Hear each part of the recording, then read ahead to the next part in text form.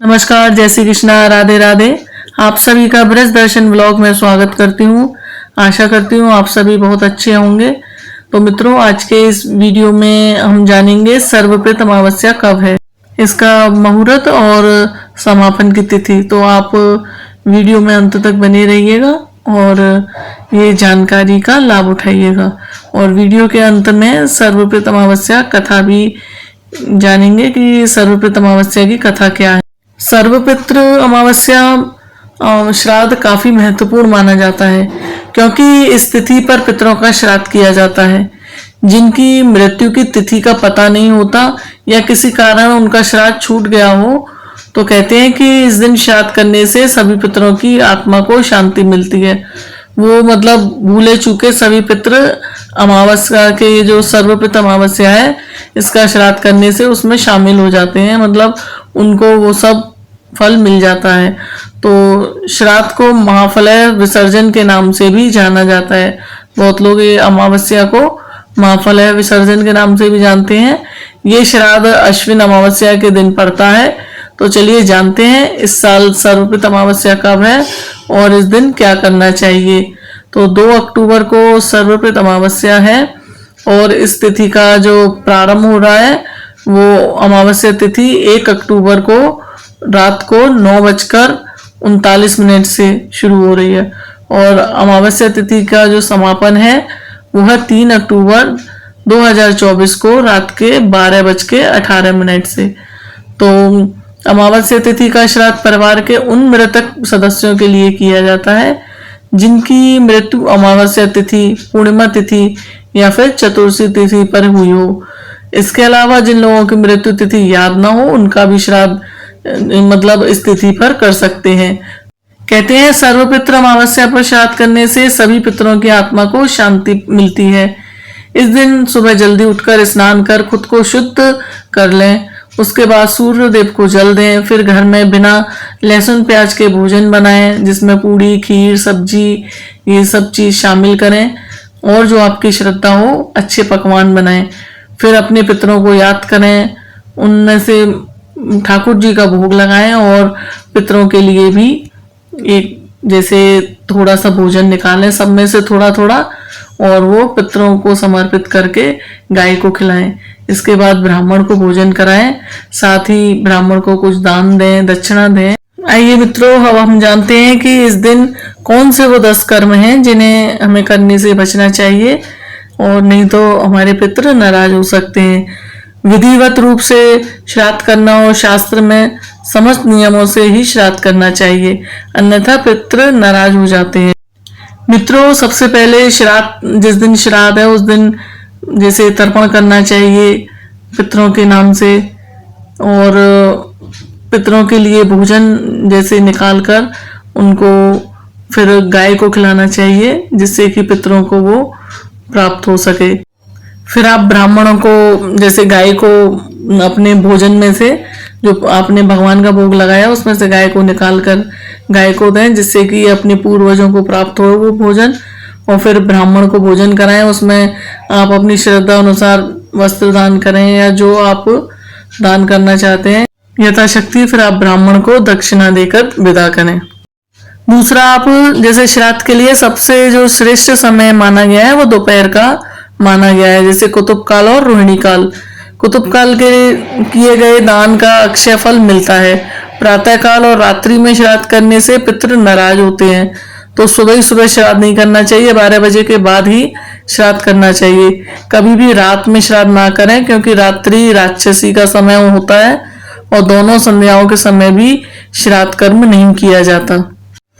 अब है जैसे पिता का श्राद्ध पुत्र कर सकता है, पुत्र के ना होने पर पत्नी को श्राद्ध करना चाहिए, पत्नी ना होने पर सगा भाई श्राद्ध कर सकता है, और एक से ज्यादा पुत्र होने पर बड़े पुत्र को ही श्राद्ध करना चाहिए।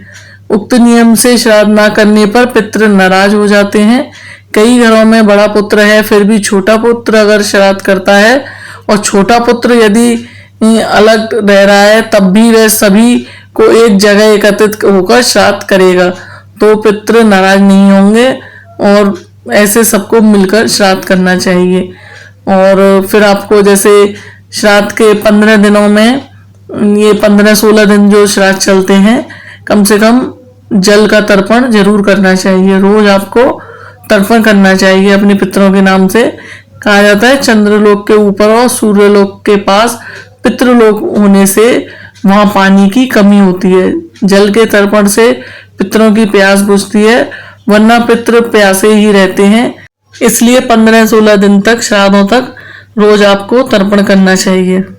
पितृ अमावस्या वाले दिन अपने जो घर में आपने जो श्राद्ध का भोजन बनाया है उसमें से आपको एक एक सब चीज थोड़ा थोड़ा सब बचाकर, और फिर आपको शाम को 4:30 बजे करीब, 4:30 से 5 बजे तक के बीच में आपको अपने दरवाजे पर दीपक जलाना चाहिए, जो आपका घर का मुख्य दरवाजा है उस पर, और एक पत्ते पर या किसी प्लेट पर जो आपका सुबह बनाया हुआ भोजन है, जो आपने अलग से शुद्ध रखा हुआ है, उसमें से जो आपने थोड़ी थोड़ी चीजें आपको बचा लेनी है, और वो सब चीज आपको अपने मुख्य दरवाजे पर, जैसे गली की तरफ जो आपका दरवाजा है वहां आपको रखना चाहिए, और वहीं आपको दीपक जलाना चाहिए।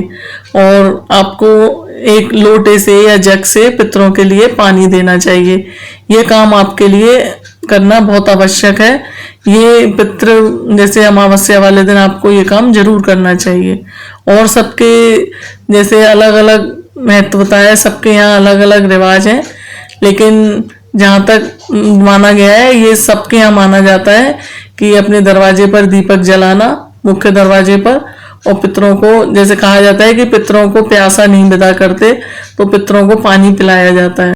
श्राद्ध वाले दिन जैसे जो श्राद्ध चल रहे हैं उनमें चरखा, मांसाहार, बैंगन, प्याज, लहसुन, बासी भोजन, सफेद तिल, मूली, लौकी, काला नमक, सत्तू, जीरा, मसूर की दाल, सरसों का साग, चना आदि ये सब वर्जित माना गया है। कोई यदि इनका उपयोग करना जैसे चाहता है तो वो गलत है, और पितर इससे नाराज होते हैं। जैसे गृह कलेश नहीं करना चाहिए श्राद्ध में। गृह कलह, स्त्रियों का अपमान और संतान को कष्ट देने से भी पितृ नाराज होकर चले जाते हैं। जो व्यक्ति नास्तिक हैं और धर्म एवं साधुओं का अपमान करते हैं, मजाक उड़ाते हैं, उनसे भी पितृ कभी खुश नहीं रहते।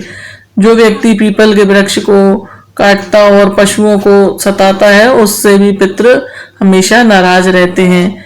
अंतिम बात यह है कि शराब पीना, इन दिनों मांस खाना, श्राद्ध के दौरान मांगलिक कार्य करना, झूठ बोलना, इन सब बातों से भी हमारे पितृ नाराज होते हैं। तो ये सब हमें इस दौरान कभी नहीं करना चाहिए। मित्रों, एक बात और मैं आपको बताना चाहती हूँ कि अमावस्या के दिन जैसे सब घरों के बाहर ये दीपक जलाए जाते हैं। ज्यादातर घरों के बाहर जो इन सब चीजों को मानते हैं और जानते हैं, वो अपने ये सारे कर्म जरूर करते हैं। तो उस दिन आप अपने जैसे छोटे बच्चों को इन सब चीजों से दूर रखें। छोटे बच्चों को अमावस्या के दिन आप इन दीपकों से और ऐसे रास्तों से हमेशा दूर रखें और बचा कर रखें, वरना कहा जाता है कि इस समय जैसे पितृ अपने अपने घरों के लिए, अपने घर के लिए जाते हैं, तो कोई भी बीच में आना नहीं चाहिए। तो बच्चों को इन दीपक से, इन दिए भी जितने जल रहे होते हैं, इन सब चीजों से हमेशा बचा के रखना चाहिए, और उस टाइम के लिए घर में अपने बच्चों को रखना चाहिए, जिससे कि बच्चे सुरक्षित रह सकें। आशा करती हूँ आज की ये वीडियो आप लोगों को पसंद आई होगी और ये जानकारी आपके लिए लाभदायक रही होगी।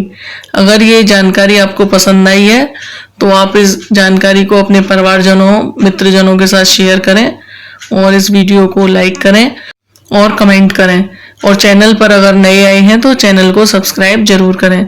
मिलते हैं फिर एक और नई जानकारी के साथ। तब तक के लिए जय श्री कृष्णा, राधे राधे।